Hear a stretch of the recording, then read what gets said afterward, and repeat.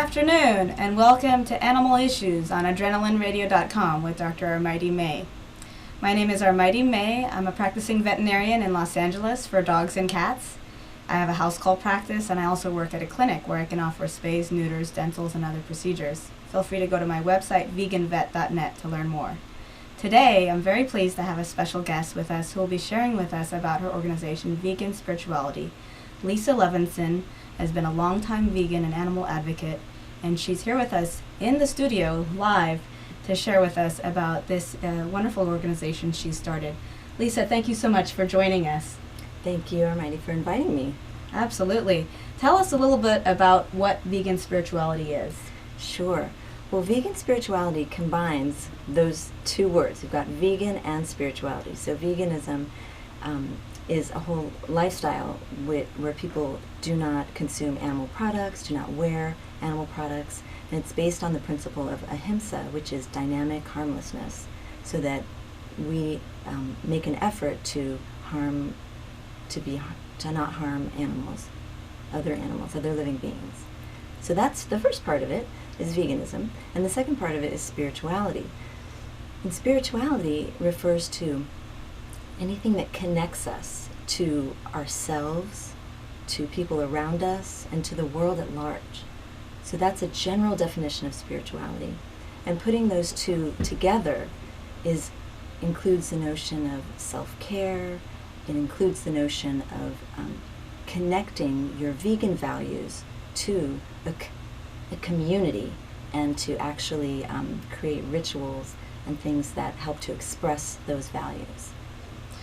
Well, it's really important for vegans to have a sense of community and belonging, and I've been to a number of the gatherings that you've helped organize, and they've been wonderful. So how did you come up with the idea of starting this organization? Well, that's a great question. So it started many years ago, actually, with a conversation that I was having with a good friend of mine, Sandy Herman, and she had come up with coined the term vegan spirituality, and I loved it. I thought, that's it. That is so important, because who we are and our choices that we're making, it's more than a diet. It reflects our whole inner and outer being, this idea of vegan spirituality. And both she and I had been exploring spirituality in other venues, going to various, everything from moon circles to Wiccan gatherings and all kinds of things, just to explore spirituality itself, connecting to the earth, paganism, also looking into different notions like the Kabbalah. So really exploring spirituality itself.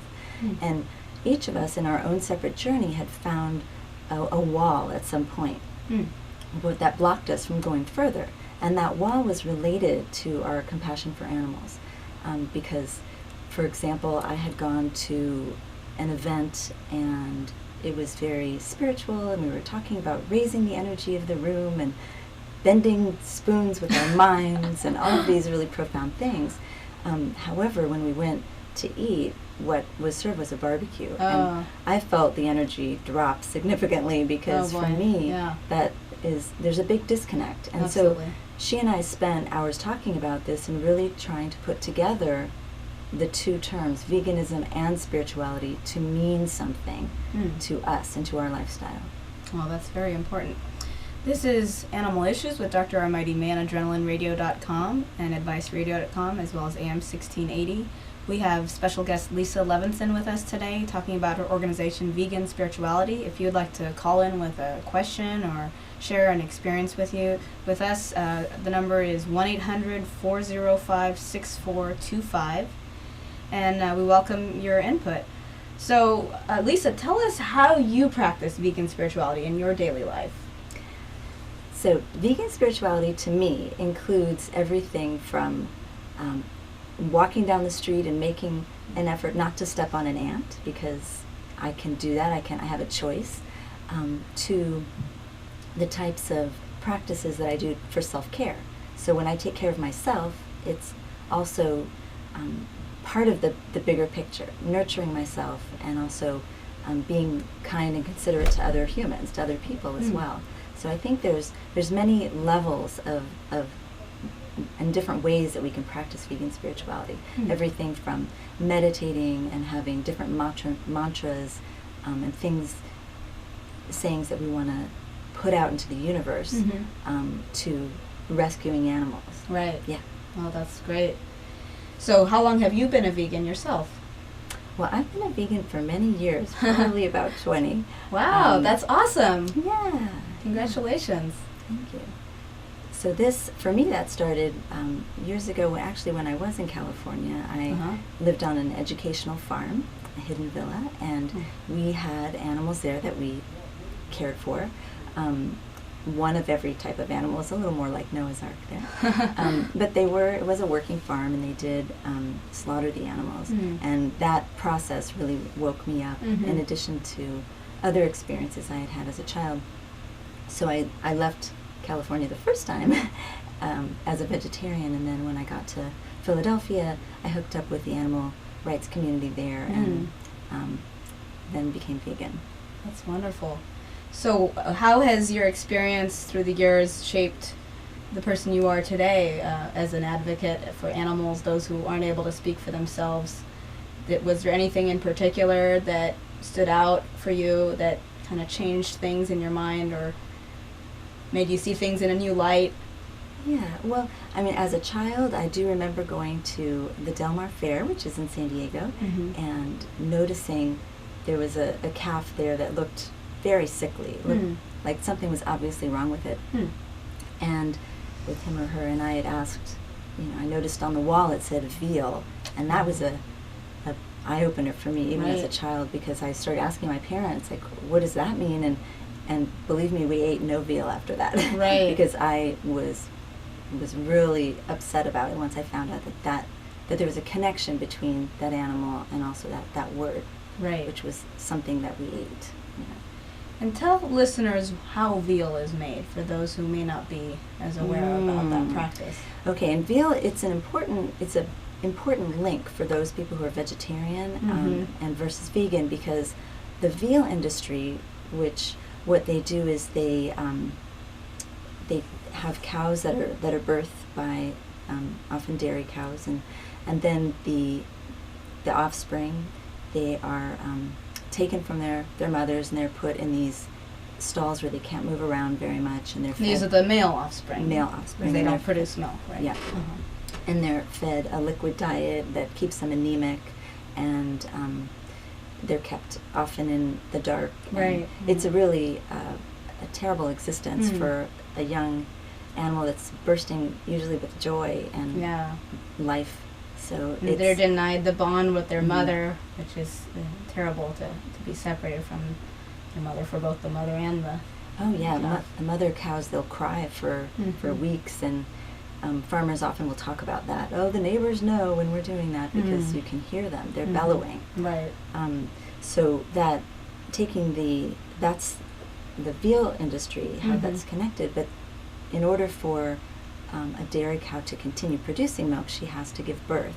Right. So that's the connection between the milk products and also the veal industry, because the veal calves are actually just a byproduct of the dairy industry. And I think once I made that connection, that was, for me, the veganism was really the path to take.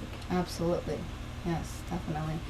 And of course, the dairy cows themselves don't get to live out their lives. They're usually slaughtered by their 5th birthday because their milk productivity declines to where it's no longer profitable to keep them, and they end up going to make hamburger. So they still are slaughtered in the end. So it's really great that people are educating themselves little by little. I mean, we have a long ways to go, of course, and a couple days ago, World Fest was another one of those events where people were being educated and enjoying wonderful vegan food at the same time. And I know you were very involved with the Healthy Hut tent there and coordinating speakers for that. Tell us a little bit about what happened at World Fest.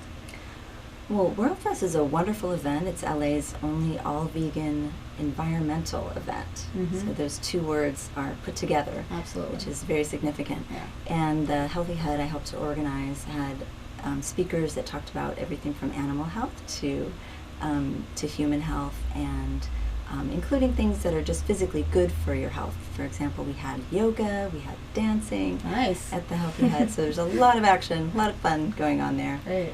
Just a day of learning, of education. We had a packed house, people learning about, raw foods, and also about kids' nutrition, what to pack for lunch, things like that. Well, that's great. People really are hungry, literally and figuratively, for this information. So that's wonderful that you were helping with that.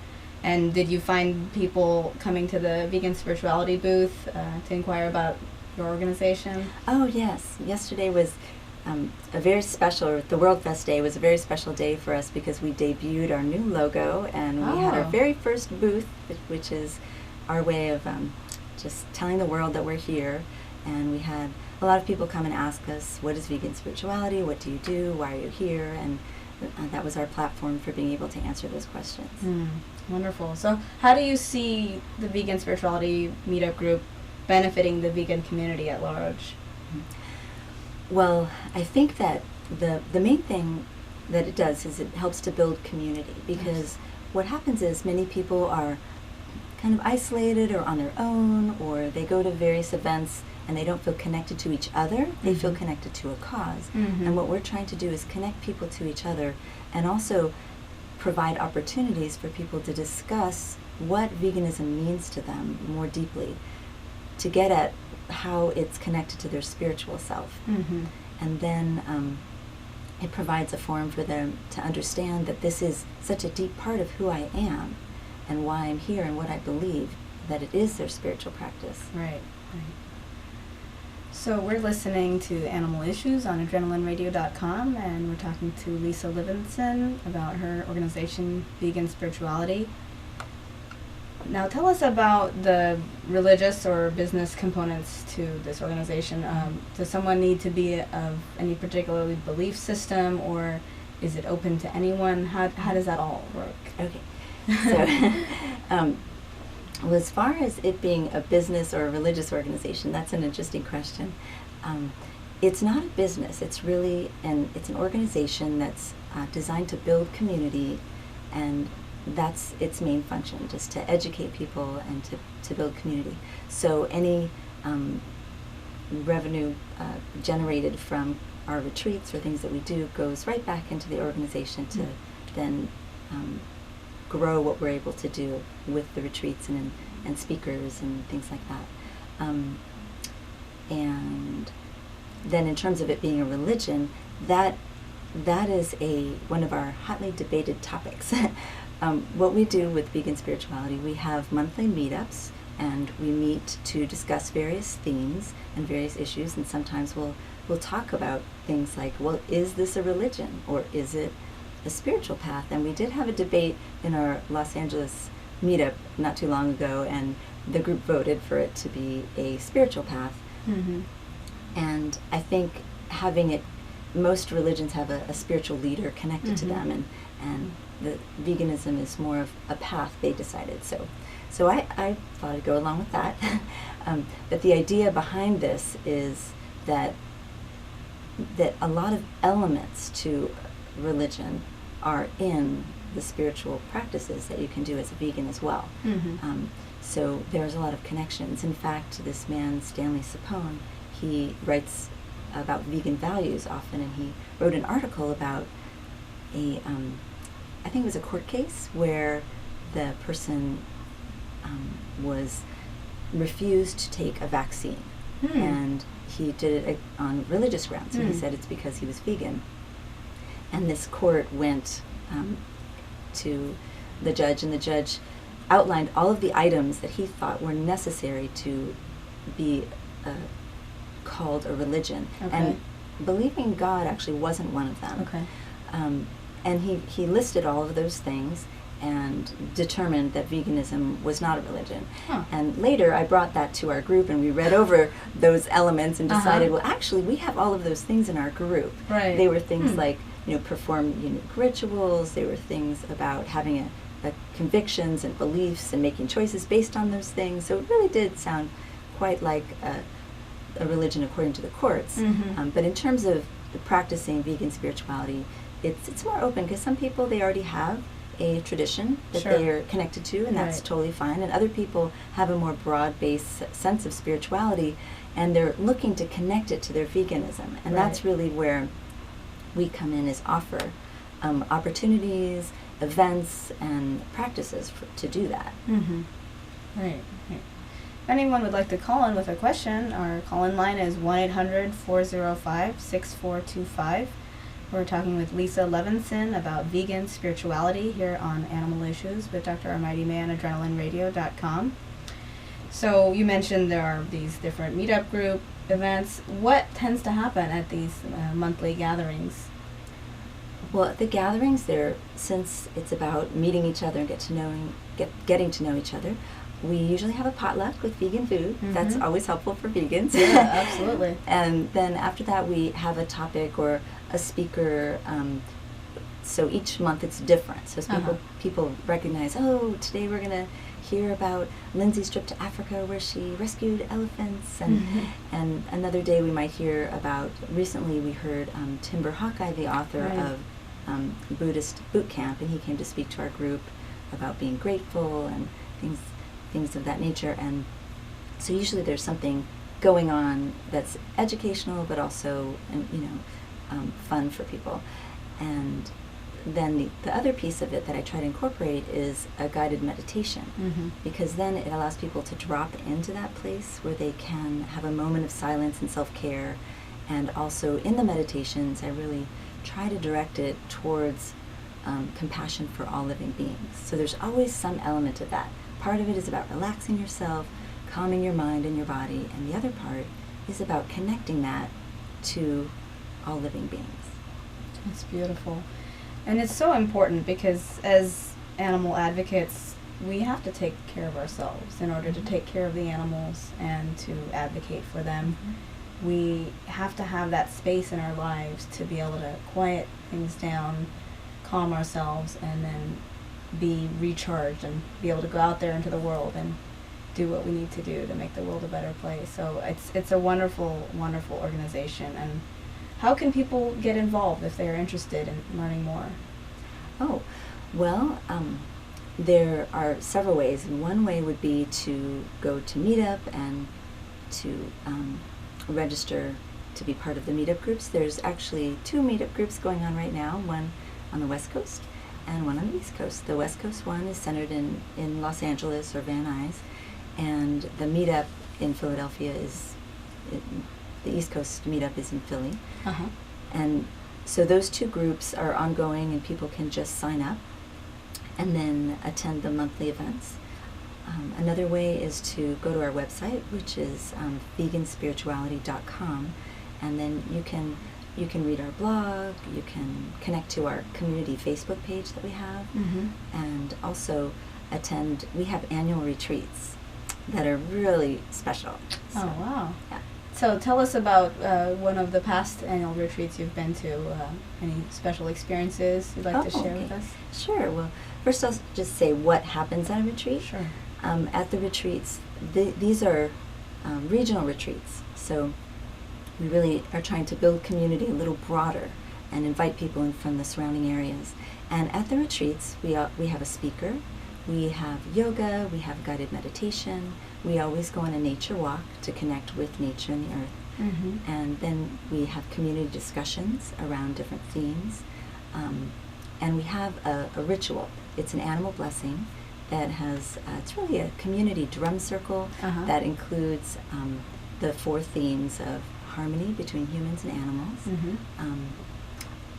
compassion for animals that are suffering around the world, gratitude for animals that have passed over, and health and happiness for those animal companions that we have in our lives now. That's wonderful. Do you have any animal companions in your life? Oh, I do. Yeah. At this moment, I have 5 cats. Wow. Yeah, that's quite pared down from what I had in Philadelphia. I think I had 5 bunnies and 14 cats, so things have shifted a bit. But I have 2 cats, but I know people who have double that amount or quadruple even. Yeah. So, well, good for you for being a good cat mom. Thank you. So tell us about some of the past experiences you've had at the former vegan spirituality retreats. Sure. We had a really special guest visitor one time during our retreat. This is for the retreats in Philadelphia. They've been going on. This is our 4th year. And one year we were in our circle doing our animal blessing, and we had some donkeys come down to join us. Now, this was kind of a surprise because we were in a very remote area, and we didn't expect to see any donkeys. And it turned out that there was a gentleman who lived pretty much next door who owned a donkey rescue.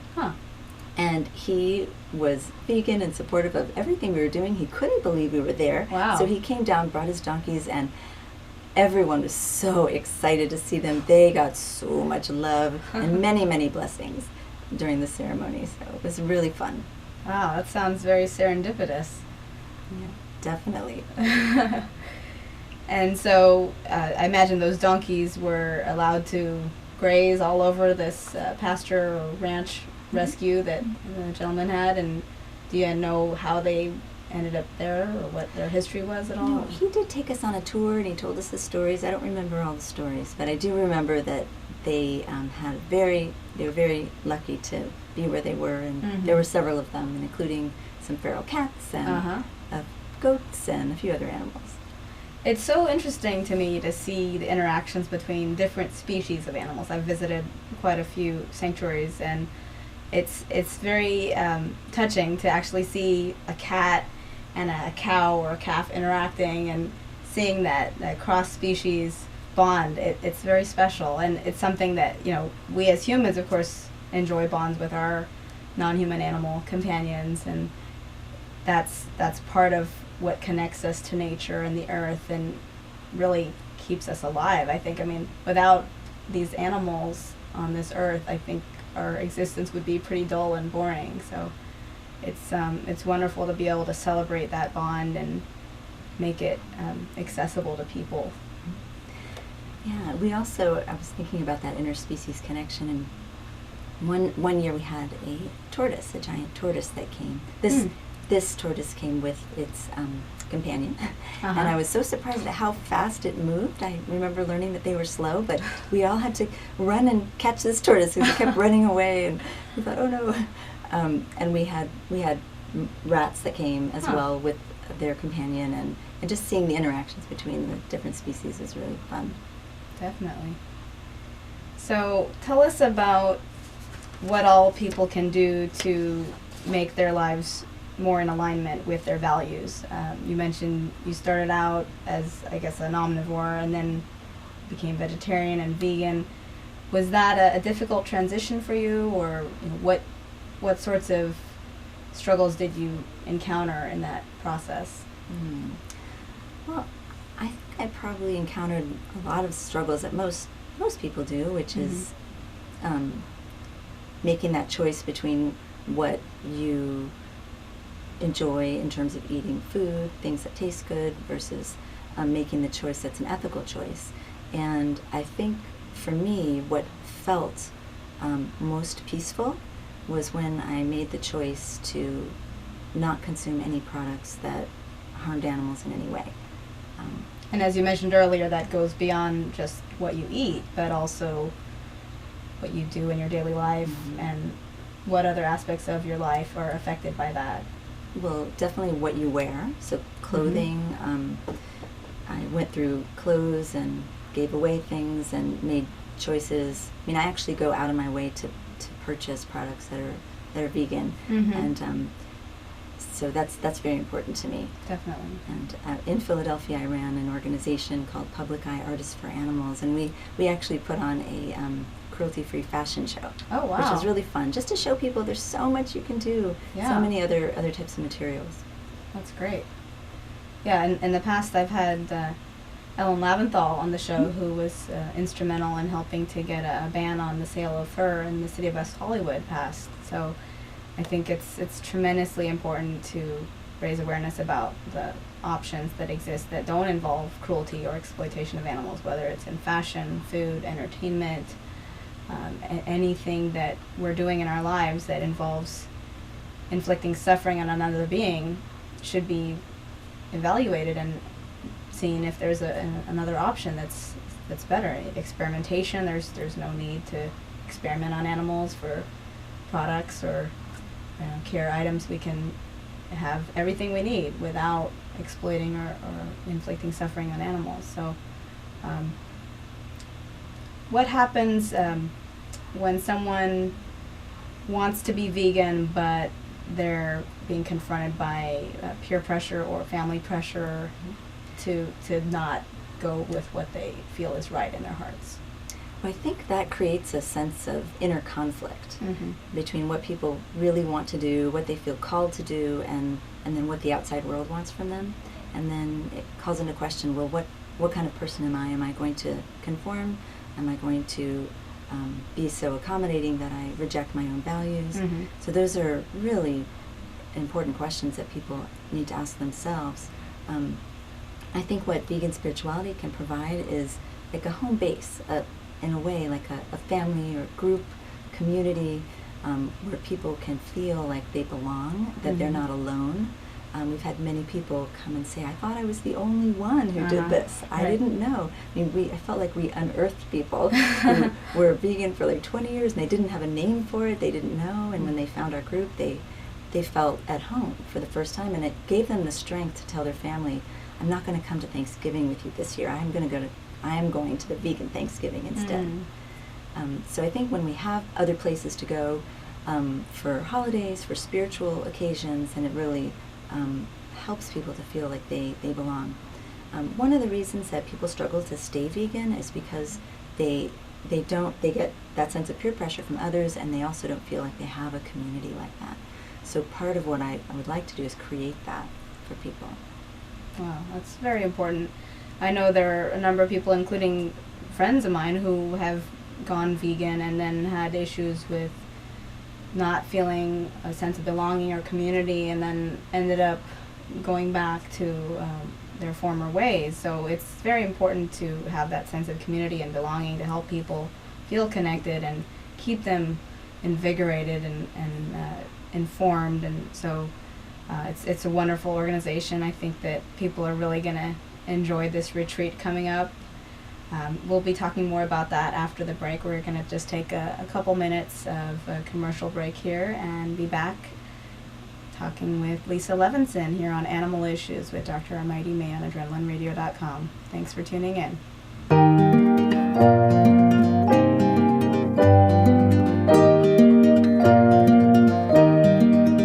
Welcome back to Animal Issues with Dr. Armaiti May on AdrenalineRadio.com, AdviceRadio.com, and AM 1680. I'm here today with Lisa Levinson, who's speaking with us about vegan spirituality. And she's going to tell us about an upcoming retreat happening on June 1st that you all can participate in if you are in the LA area. Lisa, tell us about this retreat and how people can sign up. Sure. Well, you can sign up by going to the website, which is veganspirituality.com.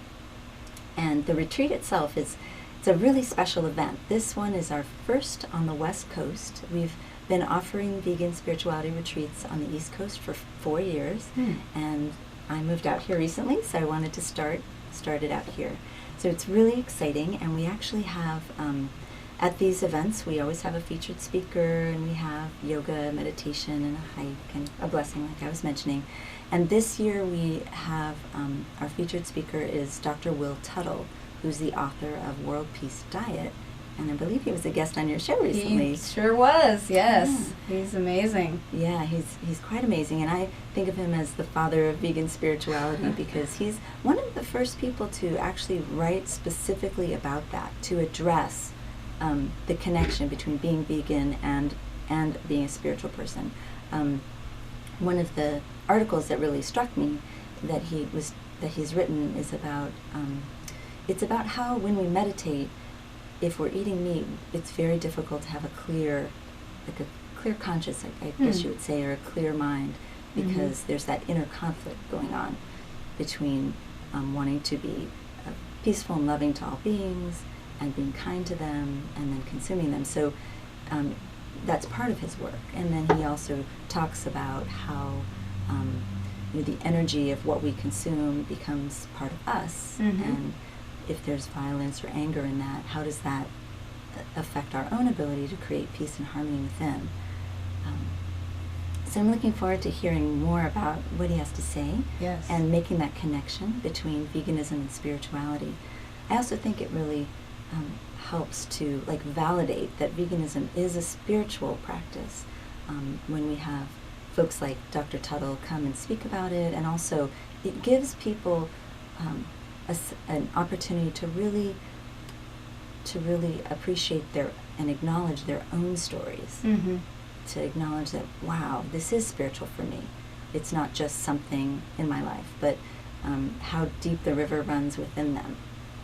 Yes, yes. And the more grounded and connected we feel, the more solid our foundation is for our practices and beliefs, and the stronger we can be as a force for positive change in this world. Yeah, and I like that you said that, because the force for positive change, that's really what vegan spirituality is all about. It's about creating a positive vision and to really imagine and create that in our culture and in our world. So the more people believe that this can happen and really start to feel the connection between veganism and spirituality, the more that will begin to happen in our daily lives and in our communities. Mm-hmm. I think it's important for people to feel a sense of belonging and Mm-hmm. a sense of validation, to gain that strength to be a voice for the animals, and also a voice, like a crusader for compassion. I have a couple of quotes actually from people who've attended past retreats. Oh. I thought I'd just share them with you. Please do, It's kind yes. of interesting, just to understand what do people get out of this day? Why is it important to them? So I think this was from last year. Someone said, I felt like this event was just what the doctor ordered. It was a healing and like a spa day for my soul. Wow. I thought that was cool. And then the year before, someone had mentioned, I've never been to anything like this. The whole event was memorable. And another, our first year, someone remarked that they remembered that I'm not alone, Mm-hmm. that there is already a community that is hungry for expansion, and that I am part of it. So I thought those were interesting quotes, just of people acknowledging, this is important to me. This is something that is helping me become a better person. Definitely. Well, it's something that enriches people's lives and helps them renew their commitment to the values they hold of cherishing animals, not as objects to be utilized, but as sentient beings who have their own rights that ought to be respected. So this upcoming retreat, I understand, will be at the Wright Ranch in Malibu. Yeah, it's not a working ranch. It's a property, and just for the record, and but it's a beautiful location. And part of it is I wanted to select a spot that would bring harmony to the soul. Just a gorgeous place that people could be. It has a medicine wheel there, so we'll be using that for our community ritual. And it overlooks the Pacific Ocean. It's beautiful. It's very well known for community events. Yes. So I'm looking forward to having it at that spot, and there's a pond with a reflecting pool, and so when we're there, we'll feel connected to nature and also have an opportunity to connect with each other. So there's a lot of spots with trees, and it's outdoors, so I think it's going to be a really fun day. I know it is. I've been there before for an autumn equinox celebration they had a number of years ago. It's a beautiful location. How did you get to choose that location, or do you have to make any special requests? Or? Oh, yes. Actually, I have a friend that lives very close to there, and he took me by one day, and he knows the owners, and I thought, wow, this would be perfect. Because I had looked at several other places, and some of them were religious retreats, but they seemed like they had a lot of religious iconic graphical images everywhere, and this one was more about nature. Right. And our venue in Philadelphia it's an old farmhouse on a large property, and it definitely feels really quaint. So they have two different feels, but both of them are kind of rustic in their own way. And so when I went to the venue, I just had that feeling inside, like, this is where we should do it. this is a beautiful place. Connecting to nature, connecting to each other, and to living beings. There's animals, wildlife all around us there. That's beautiful. So people can go to veganspirituality.com to sign up for the retreat, and it's from what hours? Well, it starts at 10, and the program will begin with yoga. We have 2 yoga teachers from the area, Charlotte Cressy and Stephanie Winard, and they're both vegan yogis, and they're going to guide us through connecting with the earth, doing yoga. And then we also have Mahan Kern, who created a program called the 3-Minute Start, and she uses yoga mudras to help people focus their energy and to calm any anxieties, anything such as that are going on. So they're great tools to take back into the world for self-care. And then we'll have a raw vegan lunch prepared by Chef Stephanie Jaffe. Oh. And her company's called Rawlicious Living. Wow. So the menu sounds pretty amazing. So we've posted it on our Facebook page and other things on the website. And then after lunch, we'll go on a hike to really explore the area and see the views and just have some time to connect with each other. Because a big part of this is really, it's I wouldn't call it networking, I would really call it connecting. It's really about getting to know each other. So when we leave, people feel like, oh, I met some people that day, instead of just, oh, I heard a lecture about this. And then after the hike, we'll start the community drum circle, and there's musicians involved in that, and dancing, and then the animal companions who are there can participate as well. Now, can people bring their own animal companions? Yes, they can. That's one of the considerations that the Wrights made for our event. I asked them if it was possible for us to bring our animal companions, and she allowed us to do that. So yes, please bring your animal companions, and during the ceremony, there's a community Reiki circle. So what we do is we'll teach folks about Reiki, which is a hands-on healing practice. I do that, and there's several other people attending who do that. And we'll be offering Reiki to the animal companions who are there when we have the drum round for health and happiness. Wow. Oh, I can't wait to check that out. And each part of the ritual, each part of the ceremony offers a different ritual. And so people have an opportunity to experience their emotions in a safe context, and also to celebrate, our connection to non-human animals, and also to each other and to the earth.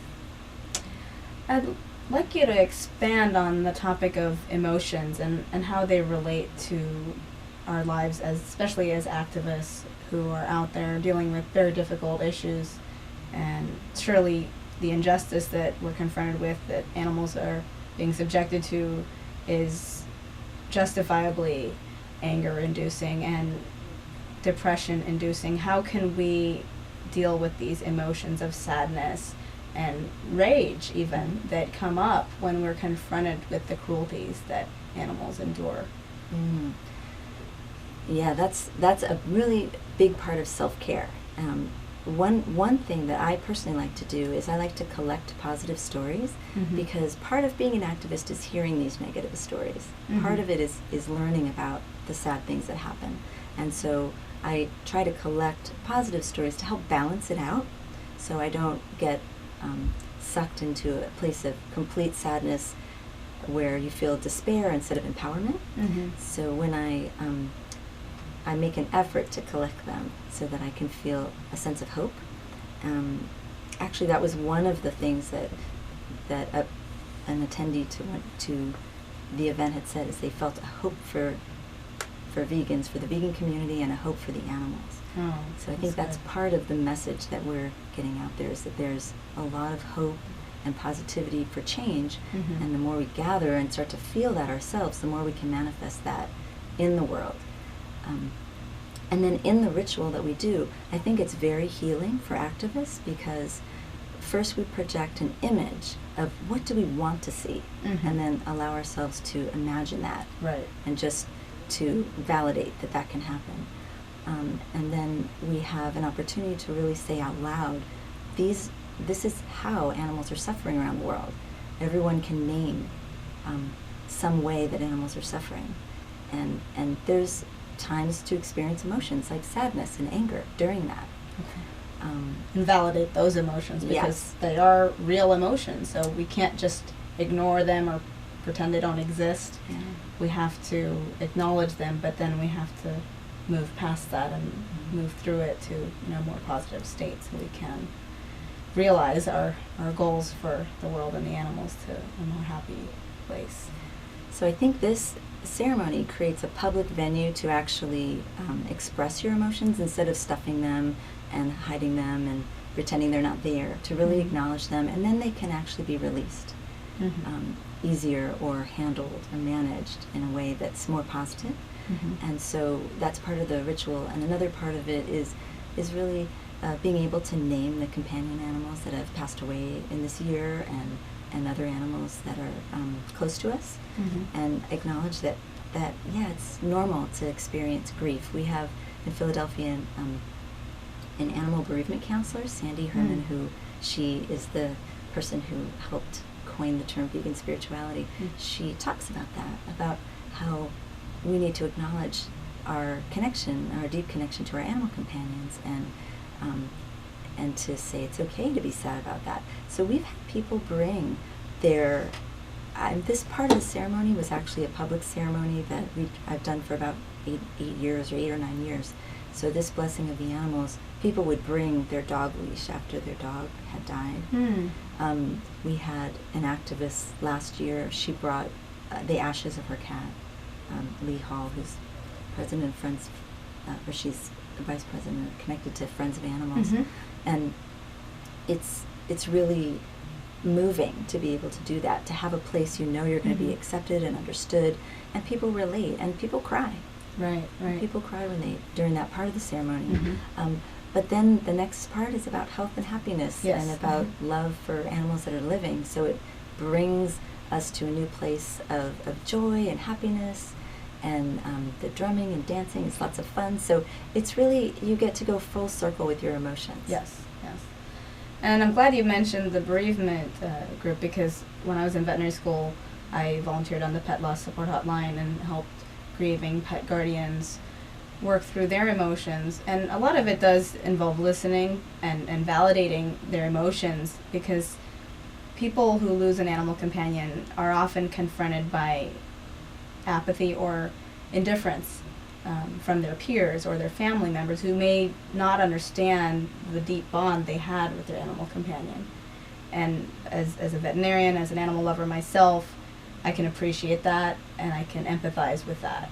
And certainly, as a practicing veterinarian, one of the things that I do offer is at-home euthanasia when appropriate, to relieve suffering of an animal.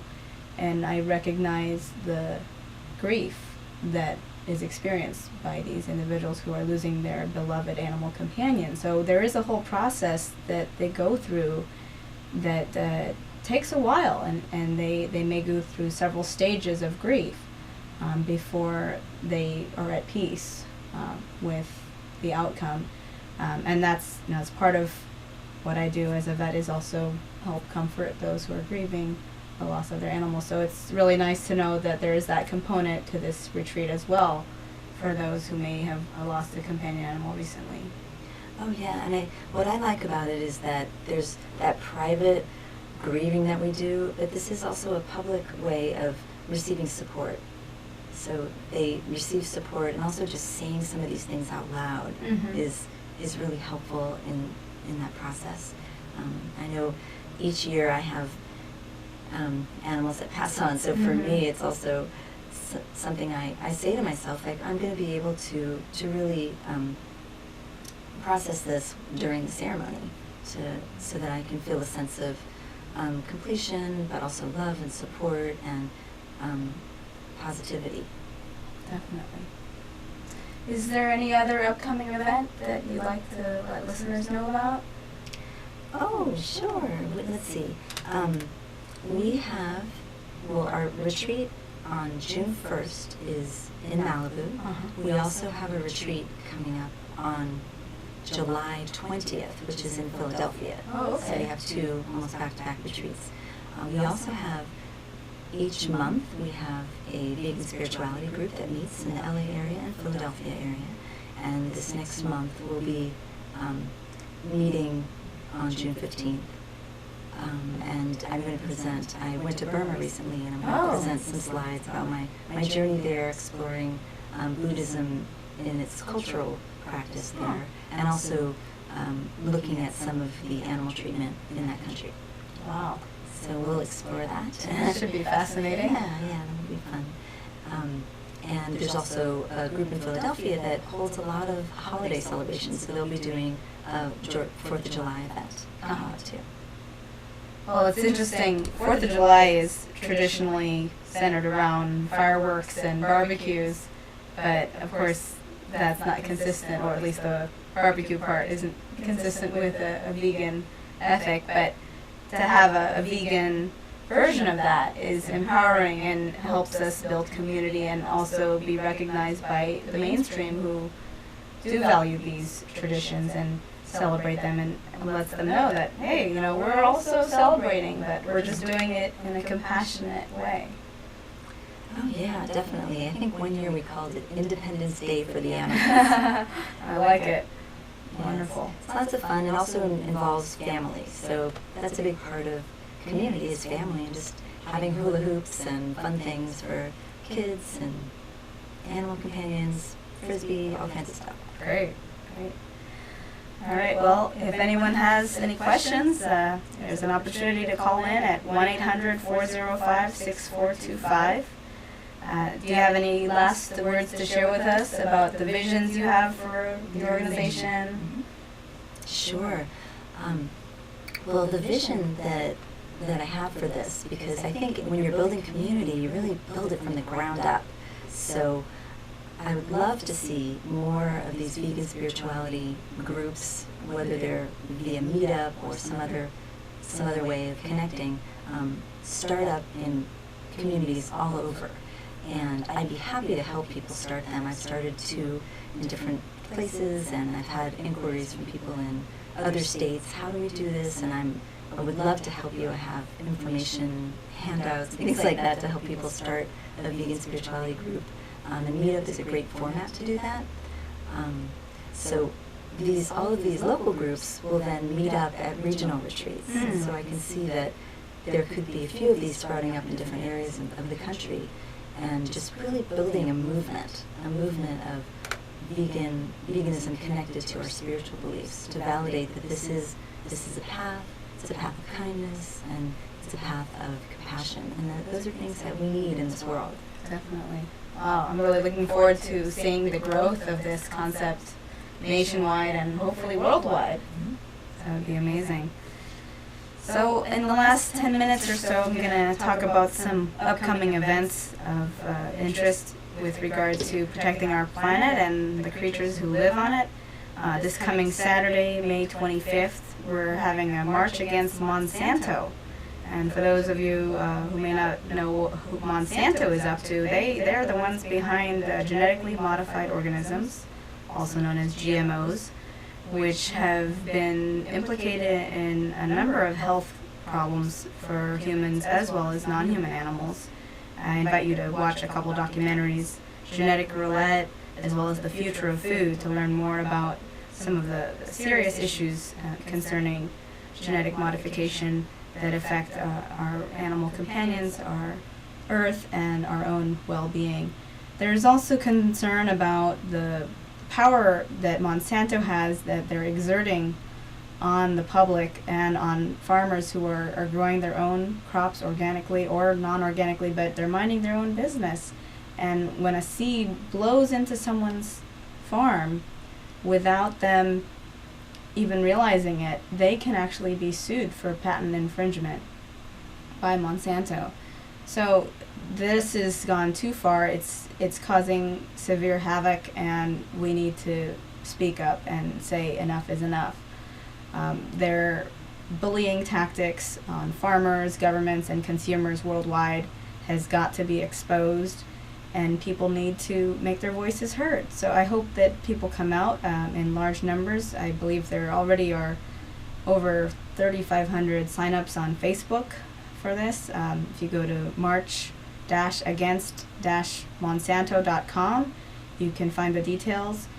This Saturday, May 25th, in Pershing Square at 11 a.m., there will be a gathering, and the address is 532 South Olive Street in Los Angeles, 90013. And regardless of where you live, there are multiple cities in 6 continents, 36 countries, and 47 U.S. states, totaling events in over 250 cities that are coordinating together to occur simultaneously at 11 a.m. Pacific time this Saturday. So this is a very powerful opportunity to raise awareness, raise the consciousness of what's happening so people can make informed choices. Back in November, we had an opportunity to pass a proposition called Prop 37, which was to require labeling of genetically modified organisms.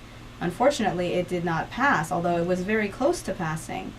And had it been made known to the public with honest, integral exposure of what happens in these genetic modification practices, people, I'm sure, would have voted for it by a landslide. But unfortunately, what happened was Monsanto and other organizations, other corporations, I should say, spent upwards of $40 million with an M against the prop and deceived voters into thinking that it would cause food prices to soar, when in fact that was just simply not the case. So they essentially lied to people, scared them into thinking that food prices would skyrocket, and a lot of people did not vote for it. And of course it would not have outlawed genetically modified foods, it simply would have labeled them so people could have made informed decisions about what they were purchasing and putting in their bodies. There's also Venice, March Against Monsanto, for those who may want to go to that location. But you can visit the march-against-monsanto.com website for the full details, and encourage your friends and family to join in and get the word out. It's important for our generation, for future generations that inherit this planet, that we make our voices heard, before it's too late. So thank you, Lisa, for contributing. It's been a real treat to have you on the show today, and I know our listeners are very grateful to have your input, and I'm really looking forward to the Vegan Spirituality Retreat here on Saturday, June 1st. So thank you so much. And thank you, Armaiti. This was a treat to be here. I enjoyed our conversation, and really think you're doing something super over here, educating people about animal issues and sharing your knowledge. Thank you. Thanks for tuning in, everyone. Have a great day.